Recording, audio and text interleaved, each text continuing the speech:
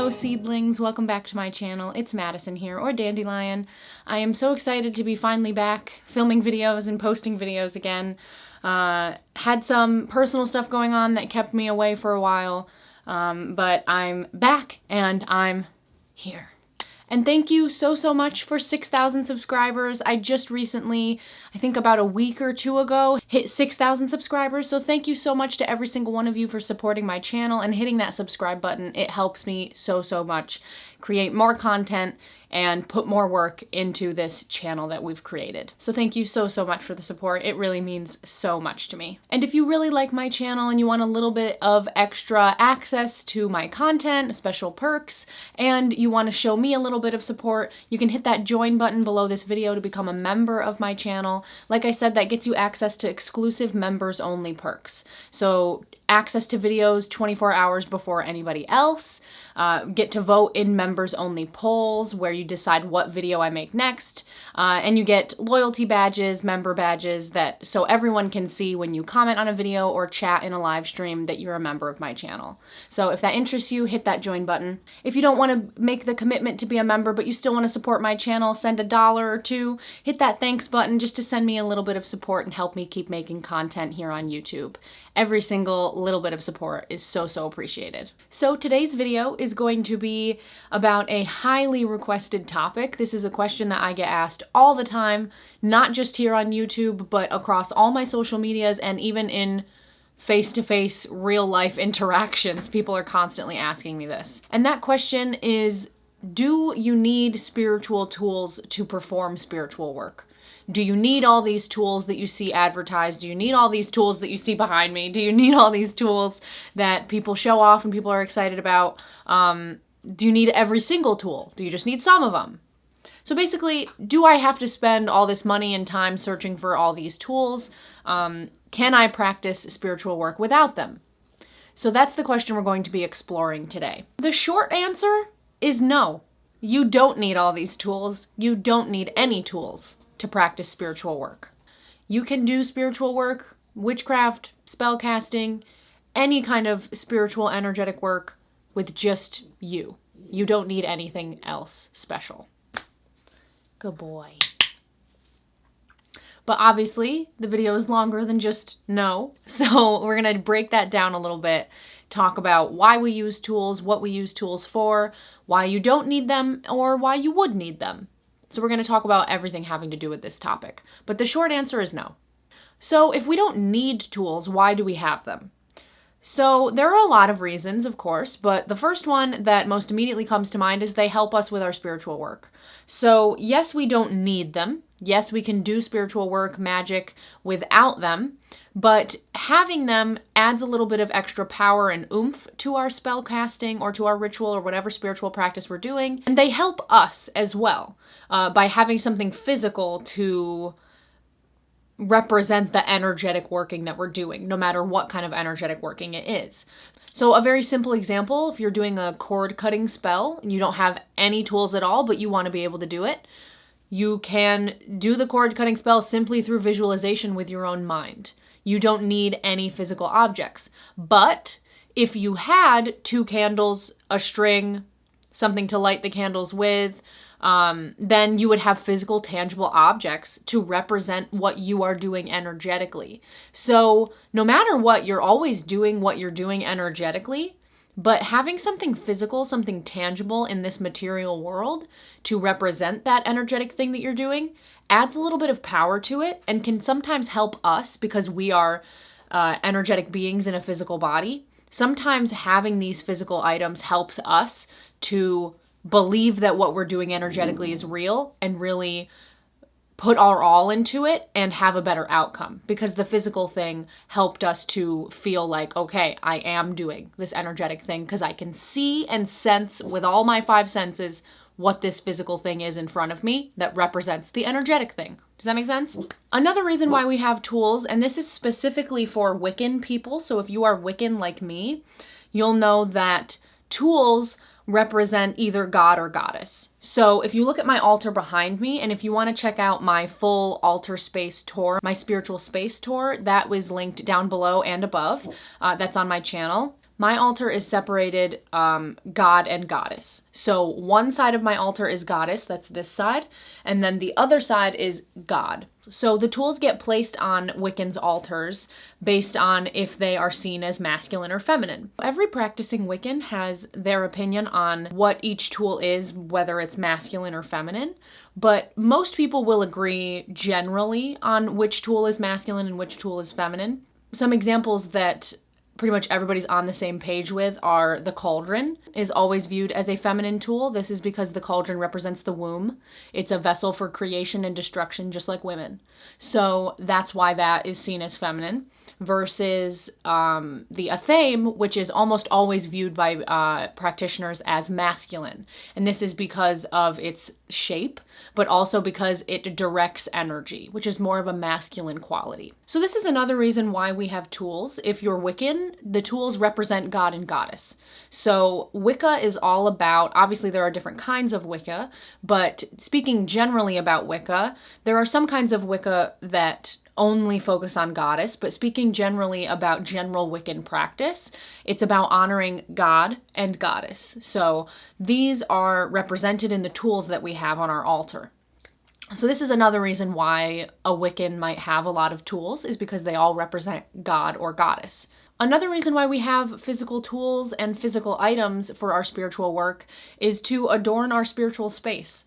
Someone like me who has been practicing spirituality, paganism for almost 10 years. Wow. I've accumulated all these things over time, and most of them, almost all of them, have a practical purpose, a use. But a lot of the items are also adornment for my altars. So they're to honor the deities I work with, honor the beings I work with, honor the guides that I work with.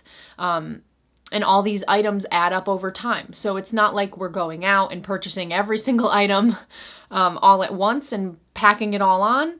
Spirituality is about growth. So just like with your tools and your items and your space, your altar, things will evolve and grow as you grow and evolve. So you want things to come to you when it's time for them to come to you. You're not necessarily thinking, okay, I'm starting my Wicca practice today. I need to go out and buy everything I'm ever going to need for my altar and every single spell I'm ever going to need. You don't need to do that. Take things as they come. Do what you need as you need it. You don't need to go out and get all these tools at once. Because like I said, you could go your whole spiritual life and never purchase a tool and still have a very fruitful, powerful, magical practice. So you don't have to have any of these tools. We use these tools for all the reasons I just listed, and then also for adornment, and because we enjoy collecting them and we enjoy honoring all the beings that we work with the beauty of our tools and our ritual items. And continuing to talk about this specific aspect of if we need tools, a lot of the time, if you're working with an energy being, whether they are an angel, a spirit guide, a power animal, a deity, any kind of energy being, they will often send you things. So it might be they show you a specific tool when you're out window shopping and you're like, oh my God, that's the exact thing I've been looking for. And they've sent it your way because they want you to have an extra bit of oomph to your power because you're working with them and they appreciate that. Or you'll even, a lot of the items you see behind me are things that I have made. A lot of the tools that I use the most are things that I made with my own hands, or things that I found on a walk on the ground, a branch that fell, or flowers that fell, or little pieces of various plants that fell to the ground that I have repurposed into ritual tools. So tools are all around you within nature. You don't have to spend money to have an excellent, powerful tool. The most powerful tool I have, I showed it again in my altar tour, but it's something I use for healings, and it removes entities from a person's energy field, or a building's energy field, or an animal's energy field. And that tool is a branch that I found on the ground in my backyard years ago after a windstorm. I carved it, made it into something new, and it's my most powerful magical tool. So that was free. The earth gave that to me. The trees gave that to me. So It's not about money. It's not about how expensive or how extravagant your tools are. It's about how powerful they are, how much they're going to work for you, how much you enjoy them and you appreciate them, and the connection that you and your energetic beings that you work with have to that tool. Another reason we have tools is that they serve a specific purpose. So, like I said, you don't have to have the tool. You can do everything within your mind's eye. You have all the tools you need with your own energy field and your own physical body. That's all you need to start practicing magic and spirituality. But a lot of tools have a specific purpose. So again, like we said, the athame. It can be used to carve things. Like I said, I whittled my most powerful spiritual tool. It's right here. I whittled it with my athame. Carve into candles with your athame. Cut energetic cords. Draw a circle with the athame. You can use the athame as a wand even. I've seen people do that. The wand performs a certain action and has a certain purpose. So that's another tool that has use but isn't necessary. It's not essential, but it has a strong use and purpose. So wands direct energy. You can use a wand to cast your circle. You can use a wand to send out energy in whatever direction you're trying to send it. And then, divination tools help us to get answers to our questions and receive clarity on topics that we're confused on. Help us to live our life in the best way possible. And then again, going back to the cauldron, we can burn spell ingredients in the cauldron. We can burn incense in the cauldron. We can do so many things with these tools. Even things like musical instruments, a bell, a drum. These all serve purposes to raise the vibration of a space, raise the energy of a space, honor deity, but also aren't essential. We can do these things without those objects. We can raise the energy of a space, raise the vibration of a space through chanting, through song, through dance, through meditation, through so many things. So we don't have to have any of these tools, but they each have a specific purpose that we appreciate them for. So we can practice without these tools, but if you have these tools, they serve their purpose very well. So I guess my message with all of this is don't fall into the trap of capitalism and the trendiness of witchcraft and spirituality that often strikes in our modern society.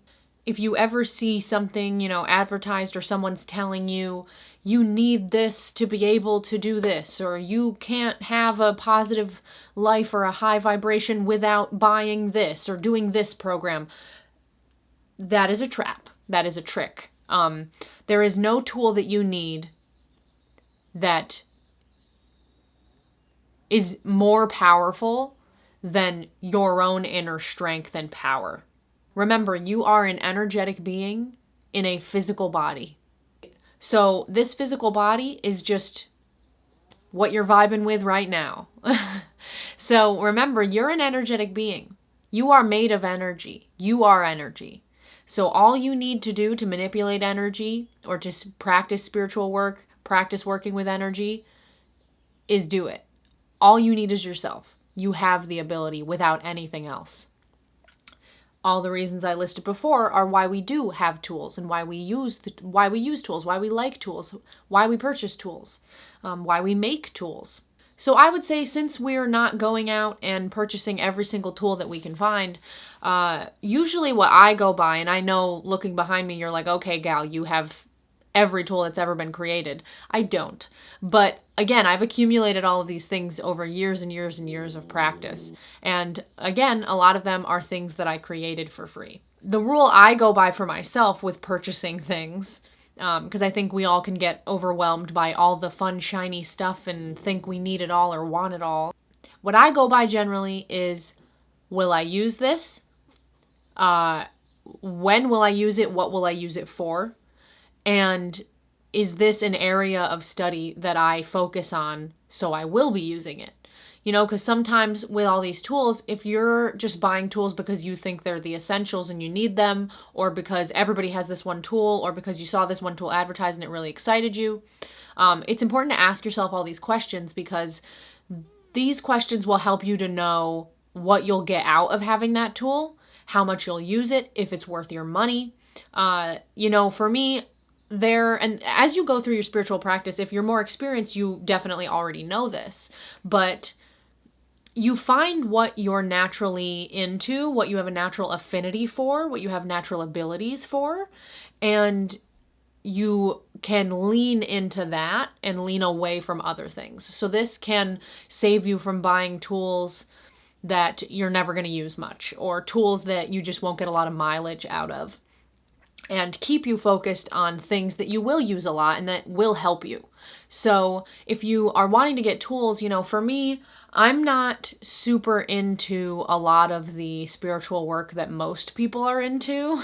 My practice is a lot of things, but it's mostly working with energy beings, working with spirit guides, working with deities, working with any kind of energetic spirit, even working with energy beings of the shadow, working with entities and demons, just working with the energy field in general. The chakras, I'm a Reiki master, and I also do a lot of communication with past lives and past selves. So a lot of my work is about energy beings and communicating with energy beings, honoring energy beings, worshiping energy beings, or banishing and getting rid of energy beings, or helping energy beings to move on and release themselves from any kind of suffering that they're experiencing or any kind of shadow that they're trapped in. So for me, my tools reflect that. I don't necessarily have a lot of the tools that a lot of the more trendy, commonplace spiritual workers have. I'm not super into divination. I communicate with other beings, but I'm not super into, asking a deck of cards, what do I need to know for today? And that's just my personal preference. That's just how I work. I don't really feel like I get a lot out of that. I do still sometimes do it, or I'll ask about a certain question that I have or a certain situation I'm in. But sometimes for me, that's, my mental health stuff can kind of kick in with that kind of thing, and I start to feel like I don't know what answer I'm getting, and I'm second guessing myself, and then the divination isn't fun, it's just stressful, and I leave the session feeling more confused than I started. For that reason, I kind of lean away from that kind of stuff, whereas other people lean toward that kind of stuff and away from what I lean toward, So everybody has their own spiritual affinity, everybody has their own magical workings that they gravitate toward and naturally are very good at.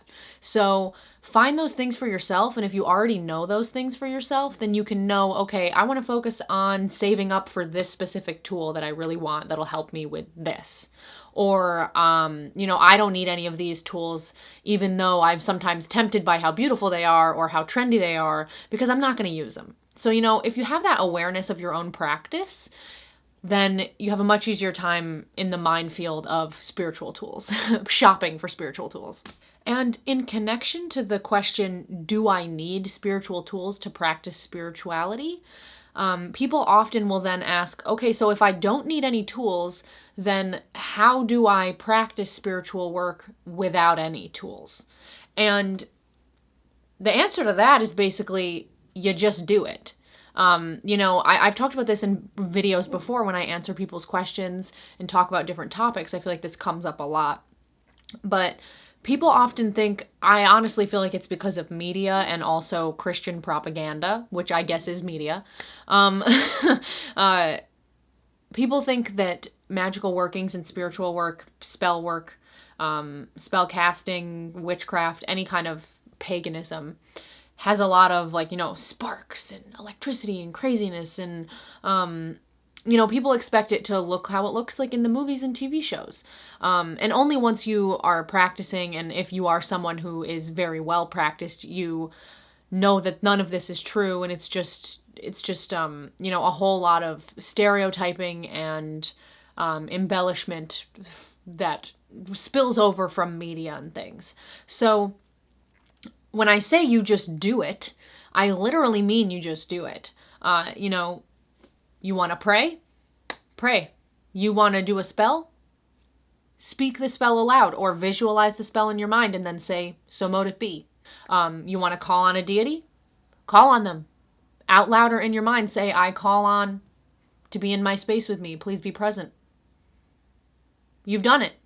You want to cast a circle? Cast a circle. Speak it aloud. Cast a circle. It's as simple as that. like I said, you have all the tools you need in your human energy field and in your human physical body. Again, remember, you're an energetic being in a physical body. So there's no physical object that you have to be able to access what is inherently yours. And another thing you can do to start practicing doing this spiritual work with no tools at all is you can start practicing sensing the energy around you and getting much more sensitive to the energy field of yourself and others, and spaces. So you can do this by just starting to be aware. Get really into, what do I feel like? What does my own energy feel like? And then you'll always be able to recognize your own energy within your own energy field, because you're like, yeah, that's me. That's what I always feel like. And then maybe when you're with someone who feels safe, you can say, okay, this is what their energy feels like. And then when you're in a room, you can feel like you can start to hone in on, what energies do I feel in this room? I feel this over here and this over here, and over here I feel this. And remember, the feeling won't necessarily be one type of thing. Some people sense energy as temperatures. Some people sense energy as vibration speeds. So while other people sense energies as emotions and feelings and colors, open your psychic senses up, open your clairs up to any kind of ways that you might be sensing energy. And then, if you're calling on a deity with no spiritual tools at all, you'll be able to recognize the deity's presence because you've been practicing being aware of energy shifts. So you'll know, oh, there's this new energy presence in front of me that I feel, and I'm suddenly feeling this strength and this power. Maybe you're seeing the color, a certain color, or you're feeling the vibration of the space go up because this deity has entered the space. So if you get really in touch with all of the energy around you and the energy within you, that really helps to perform magical workings without any kind of tool at all. And that's a skill that we all naturally have, but because of how mundane and secular our society is, and how anti-paganism our society is, most people fall out of touch with that as they get older, or they fall out of touch with it immediately because it's so stifled within their family or within their community. So if you start to hone that again and practice that again, it'll all come flooding back because it's naturally an ability that every single human being has. So this is where having tools can really help if you're a beginner, because you'll have the physical items to represent what you're doing energetically within your mind. So this can greatly help with the success of your workings and your own confidence. When you're doing a magical working, the thing that matters the most is that you believe it, is that you know that what you're doing is powerful and strong, and it's going to happen because you are willing it into existence. So that confidence, that inner strength, that self-belief is what's so, so important with any kind of spiritual working. So that's where, if you're a beginner and you're still fostering that sense of self-confidence and self-belief, then having physical tools can really help. And I don't want anyone to think that, oh, tools are for beginners. That's not true at all. Look behind me. But as you get more advanced, you can decide, do I want to use a tool for this? Do I want to use a tool for this? Or, you'll be out in the world, you won't have any tools with you, and you'll say, I can still do it. I don't need any tools because I know what I'm doing. As you go through your practice, like for me, sometimes I don't want to use a tool. I feel like the tool gets in the way of my ability to focus and connect. Other times I feel a little scattered that day, or I feel a little ungrounded that day, and I want a physical tool to help me out. So, or certain spells, I need a tool, practically. Like I need a cauldron to be able to burn things in, or I need a cauldron to be able to put all the spell ingredients in, or I need the athame to carve the candle. So these tools come into play for practical reasons, but then they also support us in so many other ways by helping us to feel strong. And this is, again, with deity worship, if you're starting out with a new deity or you're starting out with a deity for the first time or any kind of energy being, and you're feeling a little unsure about your ability to communicate with that energy being, you feel unsure about getting the message right or understanding what they're saying correctly, then that's where tools can really, really help. So even somebody like me who's very experienced in working with energy beings, if I'm meeting a being for the first time, I might introduce a tool because I don't know this being and I want to make sure I'm communicating with them well. So for example, I might get my pendulum out because I'm meeting this being for the first time and I want to ask them some yes or no questions about themselves and about how I could work with them.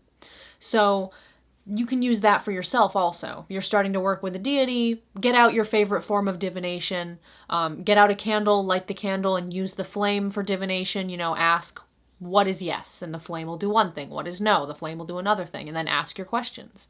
So tools help us in so many ways, and they come and go in your practice. You won't want them and then you'll want them. You'll need them and then you won't need them. Everything ebbs and flows, just like you ebb and flow every single day. So that's why we have tools and we like tools and tools are helpful. But again, not necessary. So I hope that this answers the question that so many people have had, and you feel like you have a little bit more of a grasp on what tools you need, and if you need tools, when you need tools, what you use tools for, and why we like having tools but don't need them. If you enjoyed this video and you got something out of it, please give it a like, hit that thumbs up, and don't forget to subscribe to my channel so you don't miss any of my future videos. And remember, I take video requests, so if there's a question you have about spiritual practice, about paganism, drop it in the comments and I will try to get to it as soon as possible. Thank you so much to all my subscribers, and so much love to all my channel members. Your support means so much to me, and this little community that we have that just reached 6,000 subscribers means the world to me. So thank you so much. I will see you soon. Blessed be.